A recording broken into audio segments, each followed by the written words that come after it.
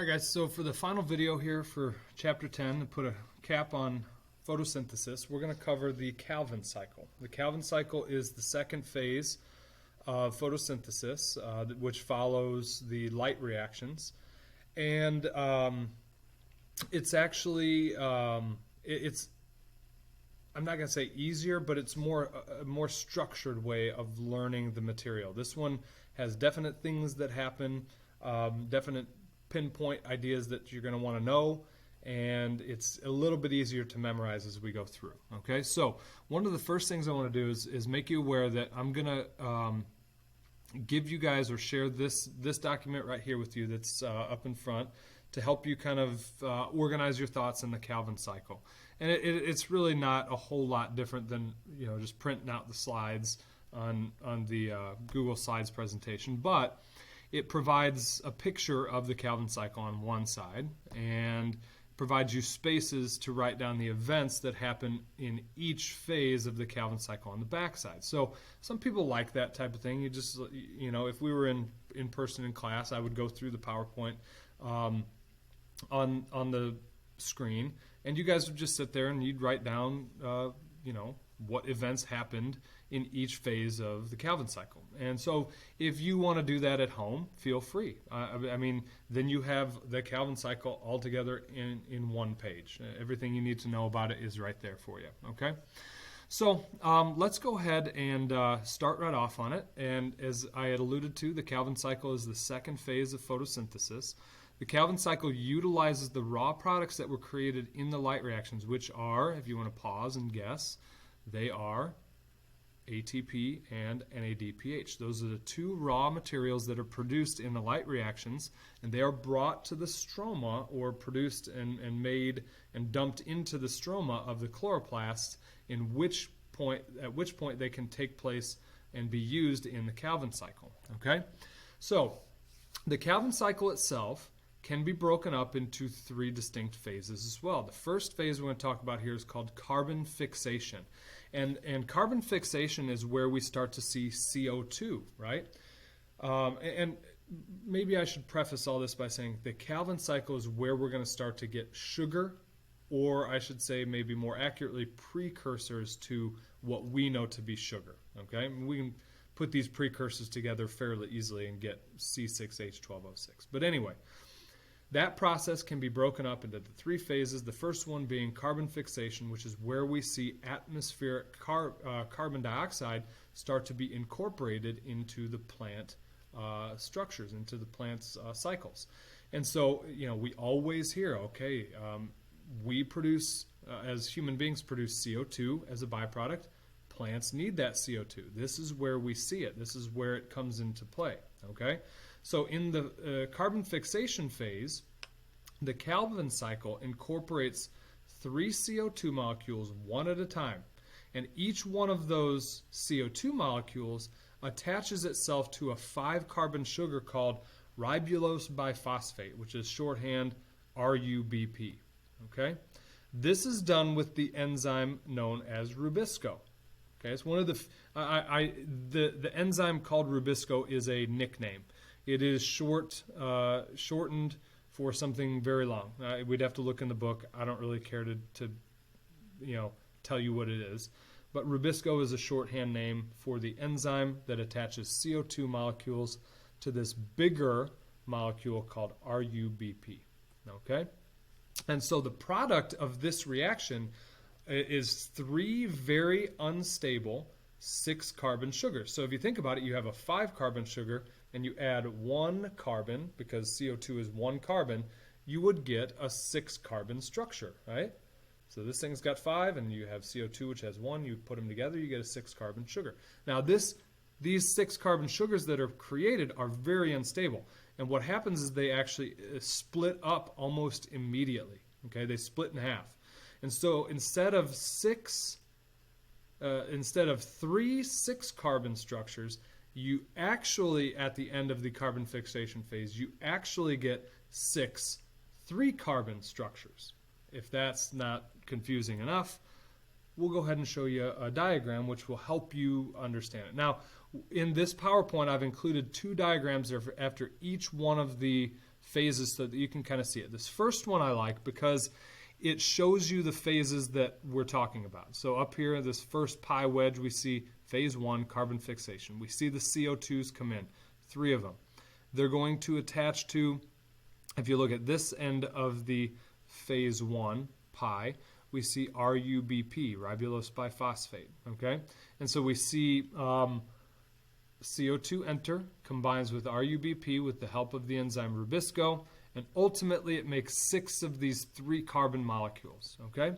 Now, the reason I include this next diagram is because I like that it shows the size of the structures. It shows you how many carbons are in each one of the structures at each step. But this one doesn't show the phases. If I could mingle the two, make my own diagram, I would. I'd put the pi slices here to show the different phases, whatever. I can just incorporate 2 diagrams. So this one here, again, shows RUBP, and I like that it shows that there's 5 carbons in each one of these. Each one of these RUBPs attaches to a carbon dioxide. And it makes this 6 carbon molecule. It makes 3 of those, right? And what did I say about this? I said these are very unstable. And so almost immediately, which is what we see here next, almost immediately these 6 carbon sugar molecules split in half into 6 3-carbon sugar molecules. So it's distinctly different, right? Here we have 3 6-carbon molecules. Here we have 6 3-carbon molecules. Try to suss that out in your head. Try to make sense of it, because it does play a role in ultimately what happens at the end of the Calvin cycle. Okay, so that is the first phase, which is known as the carbon fixation phase. Okay, phase number 2 is called the reduction phase. So think about what the term reduction means here. We are going to be adding electrons to something. Reduction means gain of electrons, right? So something in the Calvin cycle is going to gain some electrons. That's what we're ultimately trying to do here, right? We're trying to give the sugar molecules these high energy electrons that were energized by the sun's light. And so that's what happens here in phase 2. So in phase 2, each of these 6 3-carbon sugars,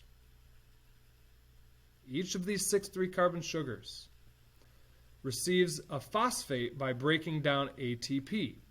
The ATP that's used here actually comes from the light reactions, okay?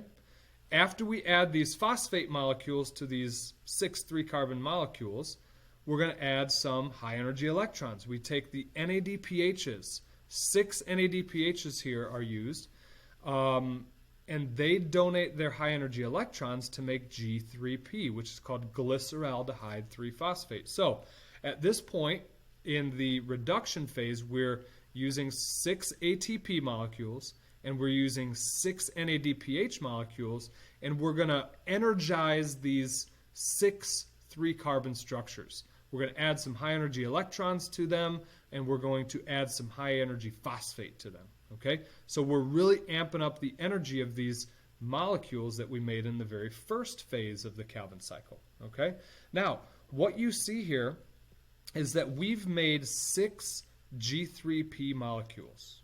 Okay, G3P should sound really familiar. And you go ahead and pause the video at this point and try to answer the blue question that you see. Where have we seen G3P before? Where have we seen it? Should sound very familiar. We have seen G3P at the end of the energy investment phase of glycolysis, which happens in cell respiration, right? We took, in that, just a quick review, in glycolysis, we took a sugar molecule, we broke it in half. Each one of those halves was a G3P molecule. So now we're starting to see how these things are kind of all linked, and how the picture is really just kind of a seamless one, where everything is just kind of one big cycle, right? So G3P is the same sugar that glucose gets broken down into in glycolysis. So for every 3 molecules of CO2 that we have enter this Calvin cycle, we get 6 molecules of G3P form. Okay, now only one of those, and this is an important fact that we need to make sure we memorize, only one of those G3P molecules will actually exit the Calvin cycle and will form sugar molecules later on. You can think of these G3P molecules as kind of flexible precursors to sugar.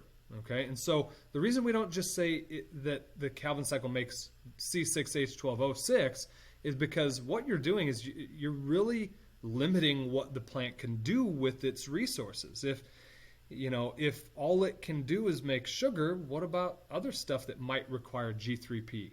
All right, there's other things. Maybe you want to put it directly into some cellulose, or put it directly into some other structure or some other form of sugar that the plant might need.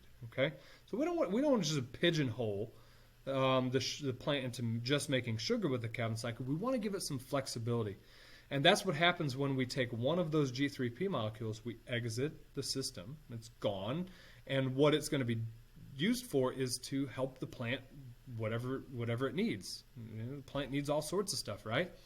And that G3P molecule is a flexible way of providing the plant with whatever it needs, okay? So if one of those G3P molecules of the 6 exits the cycle and goes off to become sugar or whatever else the plant needs, then the other 5, the rest of them, are going to go into phase 3, okay? So before we jump into phase 3, let's take a look at the diagrams here and see what happened. Now, we don't need to know the names of these fancy molecules here, other than this G3P, but we do need to understand that during the reduction phase, phase 2, we incorporate 6 ATPs that were produced in the light reactions. We incorporate 6 NADPHs, sorry, there is a distinction there, and you'll have to remember that. We incorporate 6 NADPHs, and we energize these molecules that were made in the carbon fixation phase with the phosphates and the high energy electrons that were produced here. And what we ultimately get are 6 G3P molecules at the end of the reduction phase. Okay, now one of those will exit the system, could become glucose, could become sucrose, could become whatever, basically whatever the plant needs. It is a precursor, flexible precursor molecule. The other 5, if we notice here, enter the regeneration phase, and that's what we're going to talk about here. So again, different view, itchy nose. A different view of the reduction phase over here. We take our 6 3-carbon molecules, we add 6 ATPs. I'm going to get my pointer.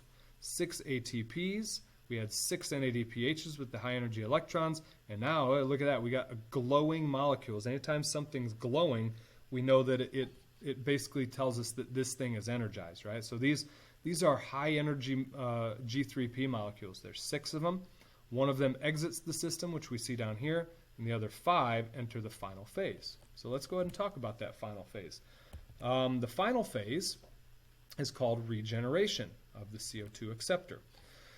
So at this point, this is called a cycle, right? The Calvin cycle is a cycle, which means we want that cycle to continue to run as long as there's CO2 and ATP and NADPH. We want that cycle to continuously produce G3P molecules that we can turn into, that the plant can turn into whatever it wants. But to do that, we have to have the raw materials that continue to make the cycle regenerate over time, right? And so that's what happens here in this final phase. Those last 5 G3P molecules that stayed in the cycle, they're going to have to become rearranged and changed up a little bit, because we eventually want them to become RUBP, okay? Because remember, RUBP was the molecule that started this whole cycle off. So we're going to take those 5 molecules of G3P, we're going to rearrange the atoms that are inside of them, with the addition of 3 ATPs, because this rearrangement of and changing of bonds and things like that, that's going to take some energy, okay? So we incorporate 3 ATPs, and we rearrange the atoms that are in these G3P molecules, and ultimately we regenerate 3 RUBP molecules that are ready to accept more CO2 at the beginning of the Calvin cycle, okay? So that's really all. The only thing that actually happens here in this final phase, okay? We take those 5 G3Ps that we see right here, we add 3 ATPs. This energy supplied by the ATPs helps us to rearrange these atoms into 3 RUBPs, which we see here. And this, again, is why I like to incorporate this one right here because it shows these 5 molecules. The addition of 3 more ATPs, and with that extra energy, basically shuffles up all these atoms into 3 molecules instead of 5. Okay? And these 3 molecules here, these 3 RUBPs, are then ready to accept more CO2.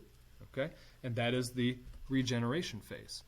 Okay, so what I want to do now is I want to show you the animation that goes with this, okay, because there's the animation that goes with this. And once you see all this stuff kind of in action and kind of compare it to the diagrams, it does make quite a bit of sense. So let's go ahead and do that real quick. I'm going to replay this. So far, energy from light has been stored in the chemical bonds of ATP and NADPH. In the Calvin cycle, this stored energy is used to produce sugar molecules. The Calvin cycle is a complex series of chemical reactions carried out in the stroma. The Calvin cycle begins with carbon fixation. 3 molecules of carbon dioxide are added to 3 molecules of a 5-carbon sugar, abbreviated RuBP. These molecules are then rearranged to form 6 molecules called 3-PGA, which have 3 carbons each. Okay, next. In the next 2 reactions, products from the light reactions are used to boost the energy of these 3-carbon molecules. First, high-energy phosphate groups are added. Click on the molecule from the light reactions that provides them. Correct. 6 ATP molecules contribute phosphate groups so that each 3-carbon molecule receives an additional phosphate group. Electrons are added in the next reaction. Click on the molecule that delivers electrons from the light reactions. Correct. 6 molecules of NADPH are oxidized. The electrons from NADPH reduce the 6 3-carbon compounds, creating 6 high-energy G3P molecules. G3P, or glyceraldehyde 3-phosphate, is a sugar, the final product of the Calvin cycle. One of the G3P molecules represents the 3 carbon dioxide molecules fixed so far.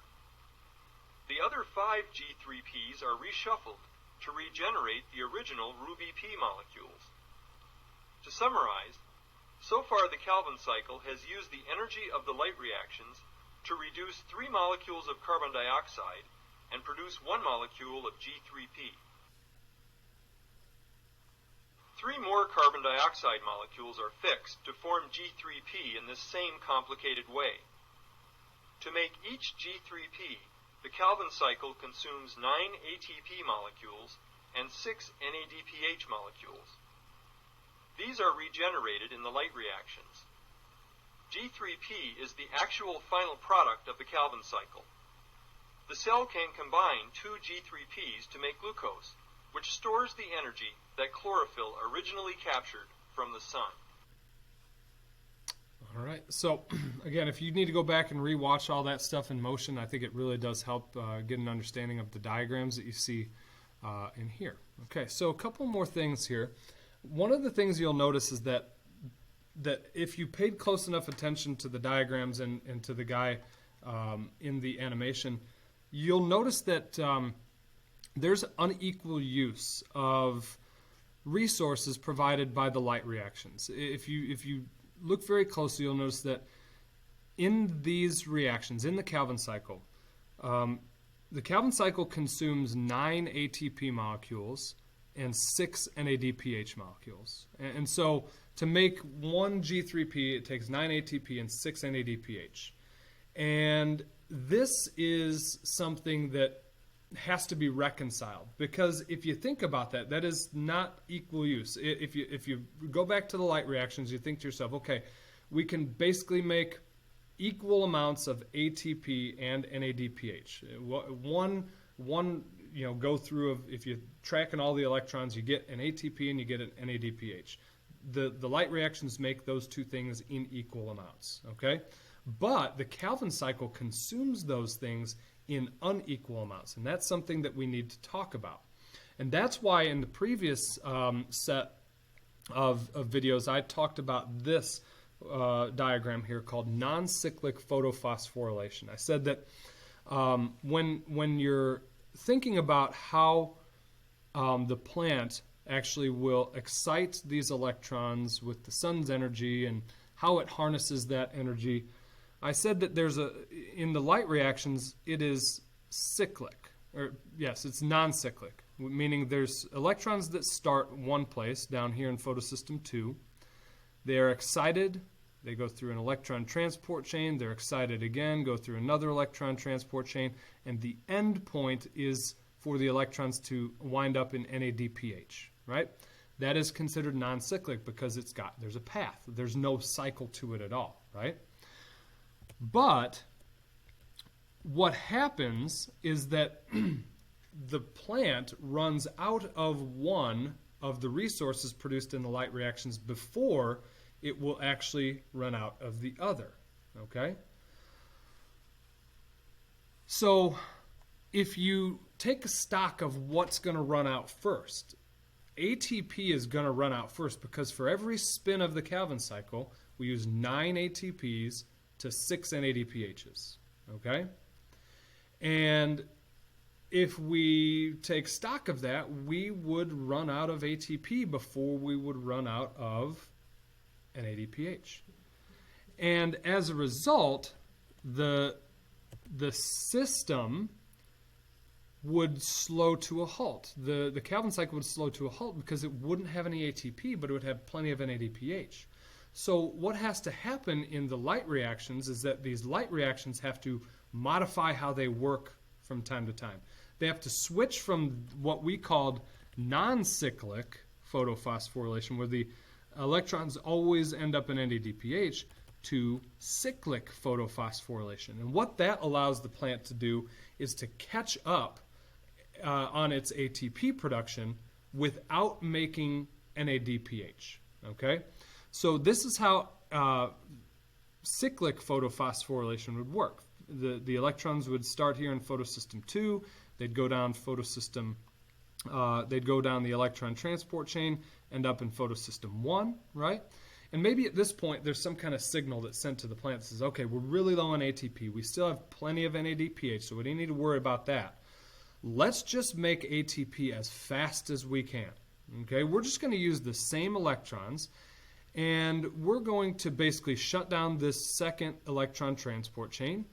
And these electrons that we see in photosystem 1, we're going to excite them. But instead of sending them down this second one, because we've closed it down, we're just going to send them down the first one again. Send them right back down the first one.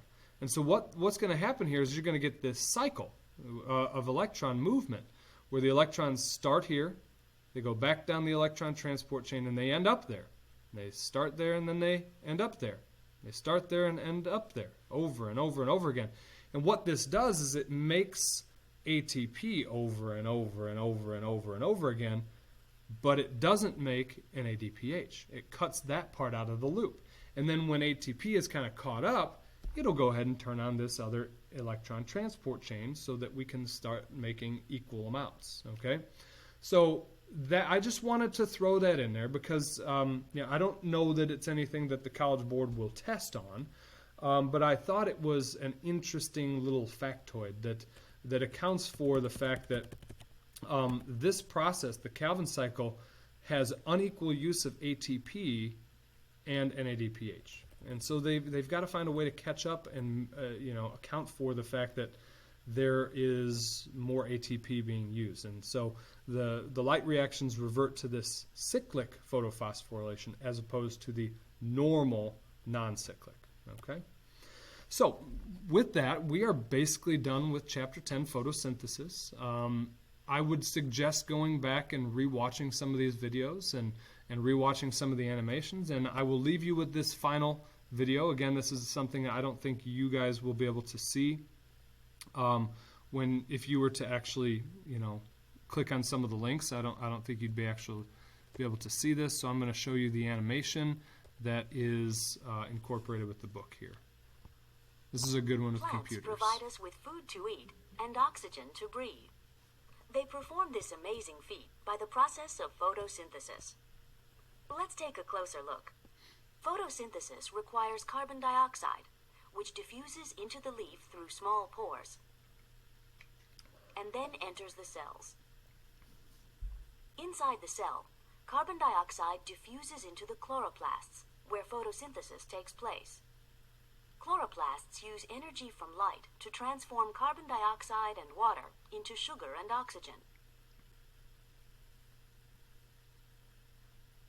Zooming into a chloroplast, we see these flattened membranous sacs called thylakoids. Here, light energy is converted to chemical energy in the first phase of photosynthesis, the light reactions. The two green structures you see here are photosystems, large complexes of proteins and chlorophyll that capture light energy. An electron transport chain connects the two photosystems. Notice the small mobile electron carriers that shuttle electrons from one large complex to another. Now let's take a closer look at the steps of the light reactions. The photosystem on the left absorbs light energy, exciting electrons that enter the electron transport chain. Electrons are replaced with electrons stripped from water, creating oxygen as a byproduct. The energized electrons flow down the electron transport chain, releasing energy that is used to pump hydrogen ions, the blue balls, into the thylakoid. In the photosystem on the right, light energy excites electrons, and this time the electrons are captured by an electron carrier molecule, NADPH. The high concentration of hydrogen ions inside the thylakoid powers ATP synthase, producing ATPs. The light reactions in the thylakoid have produced two energy products, ATP and NADPH, that will now power the production of sugar in the Calvin cycle. The Calvin cycle takes place outside the thylakoids in the stroma, the thick fluid of the chloroplast. At the beginning of the cycle, carbon dioxide molecules combine with molecules called RUBP.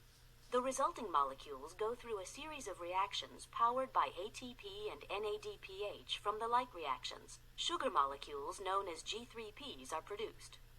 Most of the G3Ps are rearranged back into RUBPs that will begin the Calvin cycle again. But the important product of photosynthesis is the remaining G3P sugar. Some G3Ps are used to build glucose, which can combine into starch or cellulose. Still other G3Ps form sucrose. And some of the sugar is broken down by cellular respiration using oxygen in the plant's own mitochondria, generating ATPs that can power other work of the plant. Excess oxygen diffuses out of the leaf through the pores, while more carbon dioxide enters. With three simple ingredients, carbon dioxide, water, and light, plants produce sugar and oxygen by photosynthesis, powering plant metabolism and ultimately providing your fuel as well. All right, guys, that does it for Chapter 10. Make sure you jot down any questions you might have and let me know. Have a good one, guys.